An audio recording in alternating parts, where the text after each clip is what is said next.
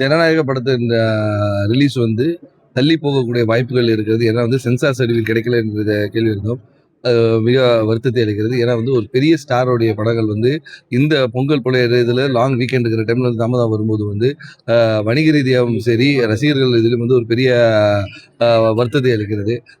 2000 ஒரு 9 ஆண்டுகளுக்கு முன்பு தலைவர் ராகுல் காந்தி அன்றே குறிப்பிட்டார் வந்து, நீங்கள் வந்து தமிழையும், தமிழ் கலாச்சாரத்தை, தமிழ் சினிமாவையும் வந்து டிஸ்டர்ப் பண்ணக்கூடாது. ஏன்னா வந்து இது வந்து சரியல்ல, அரசியல் ஆக்காதீர்கள் என்று மெரசல் படத்துக்கு வந்த பிரச்சனை வரும்போதே வந்து ராகுல் அவர்கள் வந்து பதிவினை சொல்லியிருந்தார். அதே தான் இன்று தினம் 9 ஆண்டுகளுக்கு பிறகு திரும்ப அதே விஜய் அண்ணனுக்கு ஜனநாயக படத்து மூலியமாக வந்து இந்த ஒரு பிரச்சனை வந்திருக்கிறது. சென்சார் வந்து தாமதம் போறனால வந்து என்ன ஆகுதுன்னா, படங்கள் போஸ்ட்போன் ஆகும்போது இந்த ஒரு பெரிய வீக்கெண்டை மிஸ் பண்ணிடுவாங்க. விஜய் அண்ணனுடைய கடைசி படம் என்று சொல்லும்போது வந்து மக்களிடமும் பெரிய ஒரு எதிர்பார்ப்புகள் இருக்கும். அந்த தருணத்தில் வந்து வணிக ரீதியாக வந்து பெரிய பாதிப்புகள் எடுக்கப்படும். அது மட்டும் இல்ல, இது ஒரு அரசியல் கண்ணோட்டத்தில் பார்க்காதீங்க. நீங்க அரசியலை பாருங்கள், சினிமா பாருங்கள்ன்றத என்னுடைய ஒரு தனிப்பட்ட ஒரு கருத்தாக இருக்கும். ஏன்னா வந்து இந்த அரசியல் சினிமாவிலிருந்து பல அரசியல்வாதிகள் உருவாக்கி இருக்கார்கள். ஒரு பெரிய வரலாறுகள் நம்ம தமிழ்நாட்டுக்கு உண்டு அரசியலுக்கும் சினிமாவுக்கும். ஆனால் எப்போதுமே ஆனால் வந்து அது இன்னும் கோரிலேட் பண்ணாதீங்கள் என்று சொல்லுவேன். ஏன்னா இப்போ இருக்கிற சூழ்நிலையில வந்து மக்கள் தியேட்டர்ல போய் பார்க்கறதே ரொம்ப கம்மியாகிவிட்டது. நல்ல படங்கள் எனக்கு தெரிஞ்சதுக்கு அப்புறம் தான் தியேட்டருக்கே போகக்கூடிய தருணத்தில் வந்து இந்த மாதிரி பெரிய ஸ்டார்ஸ் படங்கள் மட்டும்தான் தியேட்டர்ல வந்து பார்ப்பாங்க.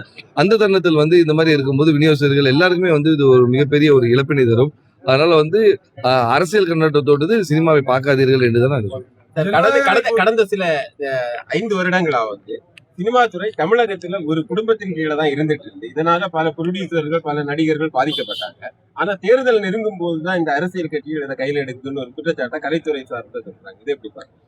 இது அதாவது வந்து ஒரு கார்பரேட்டாக வந்து பல தருணத்தில் பார்த்தீங்கன்னா பல கம்பெனி வந்து போய்கொண்டு இருக்கிறார்கள். வந்து இது வந்து சினிமா வந்து ஒரு தனிப்பட்ட நபர் கையாக இருக்கிறதே கிடையாது. ஒரு ஆர்டிஸ்டாக இருந்தாலும் சரி, ஒரு ப்ரொடியூசராக இருந்தாலும் சரி, ஒரு டிஸ்ட்ரிபியூட்டர் இருந்தாலும் வந்து இது ஒரு பிசினஸா பண்ணும்போது வந்து அது பல தரப்புல வந்து எல்லாம் பண்ணிட்டு இருக்கிறாங்க. இது வந்து நீங்க ஒரு அரசியல் நேரம், அதாவது தேர்தல் நேரத்தில் மட்டும்தான் இது குறிப்பிடணும் ஒன்று இல்லை. வந்து இது வந்து ஜெனரல் ட்ரேட்ல நடக்கக்கூடிய ஒரு தருணம். எப்போதுமே வந்து ஒரு வியாபார ரீதியாக நடந்து கொண்ட ஒரு விஷயம் தான். இதை வந்து அரசியலாக்குவதில் இந்த நியாயம் இல்லைன்னு அது திமுக தரப்புலதான் கலைத்துறை, இந்த சினிமா துறை திமுக பிடியிலதான் சிக்கி 5 வருடமா தவிச்சிட்டு இருக்குன்னு ஒரு குற்றச்சாட்டு. இல்லங்க. அதாவது குற்றம் சொல்வது என்னன்னு சொல்லிட்டு இருக்கலாம். சினிமா துறை வந்து வளர்ந்து கொண்டே இருந்தாலும் வந்து மக்களுடைய பார்வையும் மாறிவிட்டது. அதாவது தியேட்டர்ல போய் பார்க்கறது இல்லாம இப்போ ஓடிடிலையும் சரி அந்த மாதிரி வந்து தனியார் இதில் பார்க்கக்கூடிய தருணம்லாம் வந்து விட்டது. அதனால தியேட்டரை காப்பாற்ற வேண்டியது ரொம்ப முக்கியமான. உங்களுக்கே தெரியும், பல இடங்களில் பல திரையரங்குகள் மூடப்படுறது, பல திரையரங்களை வந்து இன்னொரு பெரிய கார்பரேட்ஸ் வாங்கி கொண்டு இருக்கிறது. அந்த மாதிரி இதில் சினிமா காப்பாற்ற இந்த மாதிரி கார்பரேட்ஸ் வந்து இருந்து செயல்பட வேண்டிய ஒரு தருணம் இருக்கிறது. அதை தான் அவங்க செய்து கொண்டு இருக்கிறார்கள். கண்டிப்பாக வந்து சினிமா வந்து எல்லாருக்கும் ஒரு பொதுவானது தான். அதே போல பொதுவாக நடந்து கொண்டு இருக்கு. அதன் காரணம் எதுவாக இருக்கு?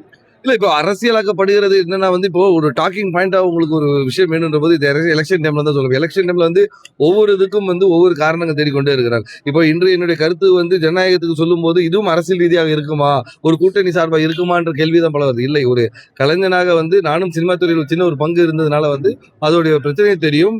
விஜய் கடைசி படம் சொல்லும் போது வந்து கண்டிப்பாக வந்து இது பெரிய பெரிய பாதிப்பை ஏற்படுத்தும்.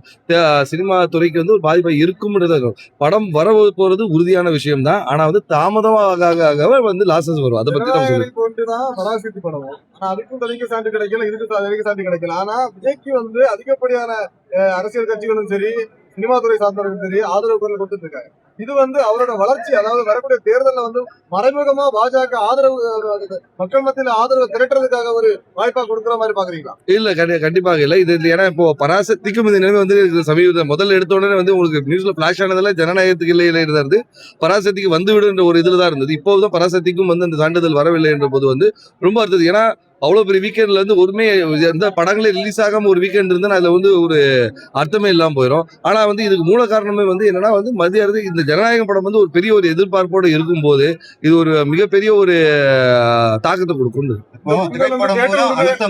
கட்சியில சேர, அதாவது கூட்டணியில சேர நிர்பந்தம் பண்றாங்க அப்படின்னு சொல்லிட்டு தான் பாக்குறேன். இல்ல, அது ஒரு வியூமா தான் நம்ம சொல்ல முடியாது, நேரடியாக சொல்ல முடியாது. ஏன்னா வந்து அவரை கார்னர் பண்றாங்களா, ஏன்னா இப்போ ஒரு ஒவ்வொருத்தரும் ஒவ்வொரு தரப்புல இதை சொல்லுவாங்க. இதை பத்தி நம்ம இப்போதைக்கு பேசக்கூடாது.